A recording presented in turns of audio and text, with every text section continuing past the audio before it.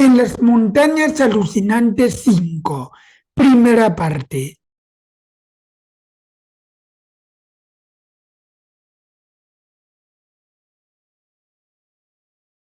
Creo que ambos dimos un grito en el que se mezclaban la admiración, el terror, la angustia y la incredulidad.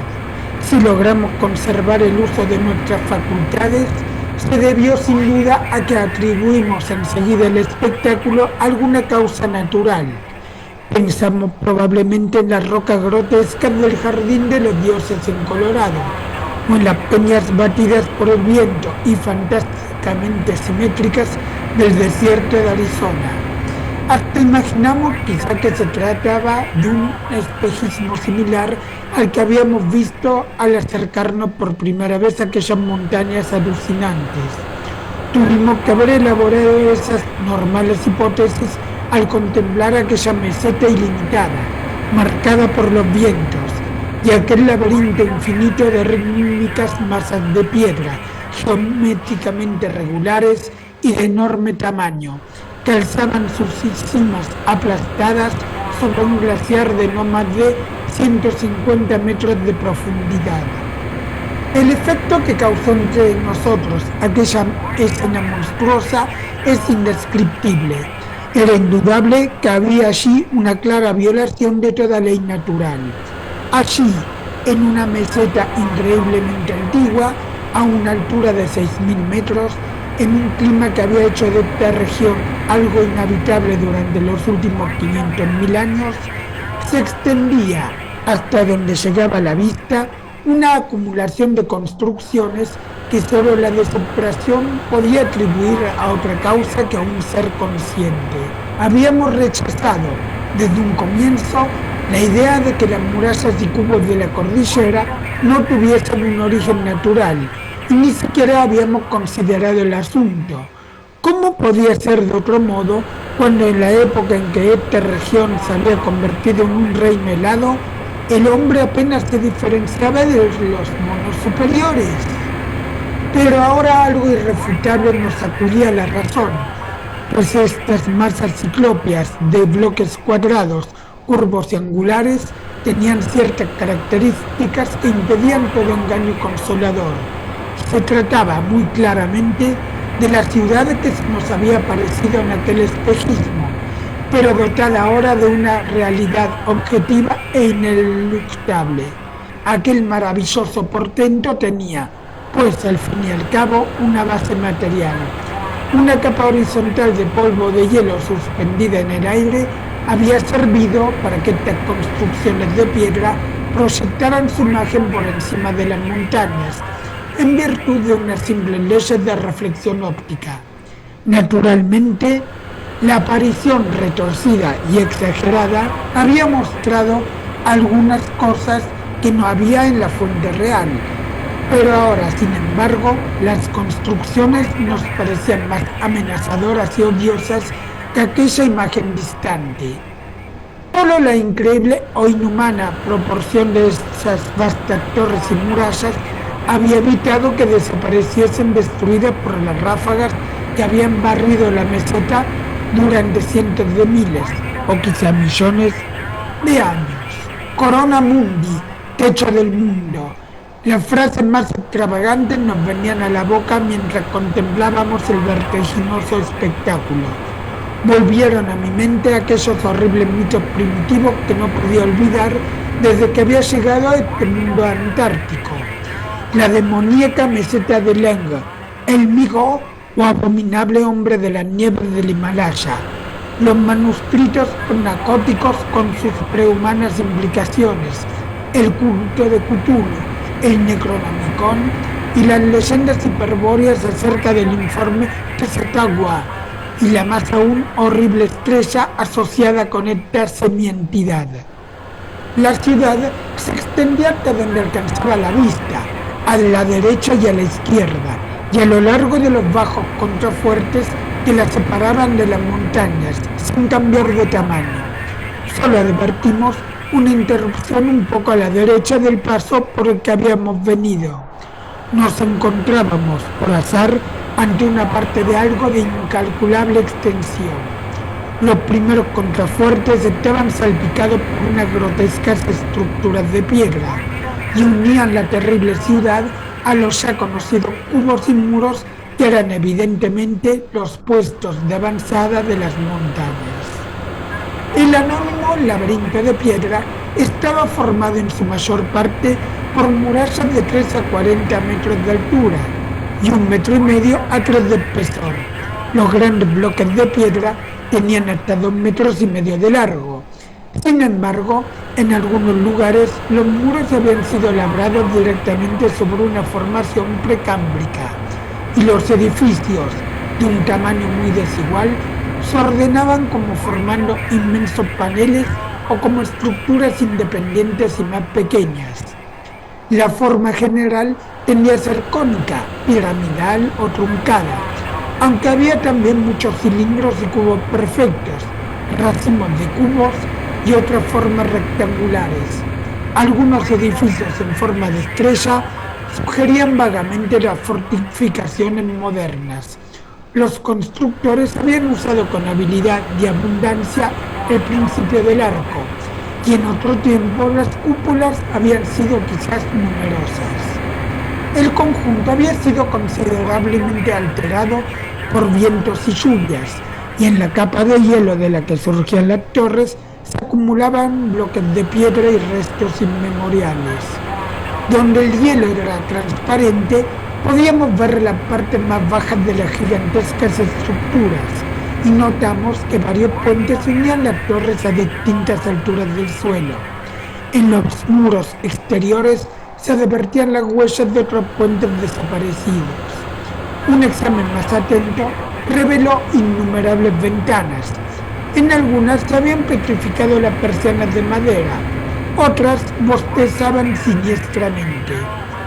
Muchas de las ruinas, como era natural, carecían de techo y los bordes superiores habían sido redondeados por la erosión. Pero algunas construcciones, cónicas, piramidales o protegidas por otros edificios de mayor altura, se conservaban intactas.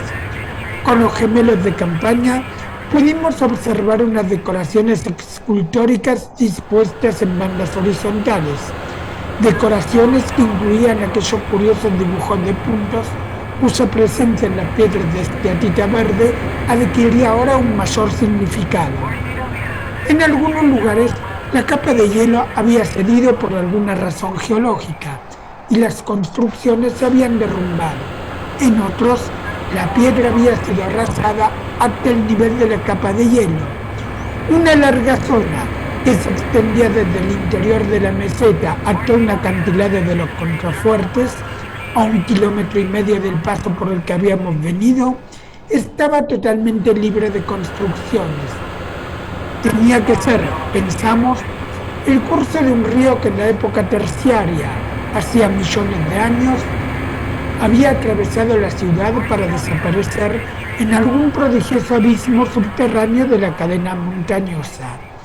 Indudablemente, esta era una región de cavernas, hondonadas y subterráneos secretos inaccesibles para el hombre. Cuando recuerdo nuestro estupor al encontrarnos ante aquel monstruoso sobreviviente de unas épocas que habíamos creído prehumanas, me maravilla pensar que hayamos conservado el uso de la razón. No podíamos ignorar que algo, la cronología, la ciencia o nuestra propia mente, estaba sufriendo así una horrible distorsión. Sin embargo, logramos mantener el equilibrio necesario como para guiar el aeroplano, observar minuciosamente diversas cosas y tomar toda una serie de fotografías. En lo que a mí se refiere, fui ayudado por mi vocación científica, pues a pesar de la inquietud y el temor que me dominaban, sentía la imperiosa curiosidad de indagar estos antiguos secretos, averiguar qué seres habían habitado allí y qué papel habían desempeñado en el mundo. Pues esta no era una ciudad común, tenía que haber sido el nudo central de un increíble y arcaico capítulo de la historia de la Tierra, cuyas ramificaciones, recordadas vagamente y solo en los mitos más oscuros y misteriosos, habían desaparecido de un modo total en el caos de las convulsiones geológicas anteriores a la aparición del hombre. Comparada con esta megalópolis paleógena, Atlantis y Lemuria, como Orión y Usuldarum y Olatoe en el país del Omar, parecían ciudades de hoy, ni siquiera de ayer. La ciudad solo podía relacionarse con horrores como Valusia, Rlia, Id en la tierra del Nar y la ciudad anónima de la Arabia desierta. Mientras volábamos sobre esta acumulación de torres titánicas, mi imaginación rompía todos los límites y asociaba fantásticamente este mundo perdido con las pesadillas inspiradas por los sucesos del campamento. El depósito de combustible de nuestro avión, para evitar un peso excesivo, no había sido llenado del todo. Teníamos, por lo tanto, que ser algo prudentes en nuestras exploraciones. Volamos, sin embargo, bastante tiempo, luego de descender hasta una capa de aire donde apenas se sentían los efectos del viento. La cordillera no parecía tener límites, y lo mismo ocurría con la ciudad de piedra que bordeaba los contrafuertes. Volamos casi 100 kilómetros a la derecha y a la izquierda, y no notamos ningún cambio en aquel vasto y pétreo laberinto, extendido como un cadáver sobre los hielos eternos. Había, sin embargo, algunos accidentes de gran interés, como las esculturas que adornaban el cañón ocupado por el antiguo río. Las paredes de la entrada habían sido esculpidas hasta simular dos gigantescos pilones, y los motivos, parecidos a toneles, despertaron en nosotros recuerdos funestos. Vimos también unos espacios abiertos en forma de estrella, evidentemente plazas públicas, y notamos varias ondulaciones en el terreno. Las colinas habían sido ahuecadas y convertidas en algo así como edificios, pero había por lo menos dos excepciones. Una de ellas había sido atacada de tal modo por la erosión que era imposible saber que se había alzado en su cima. La otra tenía aún un fantástico monumento cónico esculpido directamente en la roca, y algo similar a la tan conocida tumba de la serpiente en el antiguo valle de Petra. Comenzamos a volar hacia el interior de la meseta y comprobamos que la ciudad era mucho menos ancha que larga.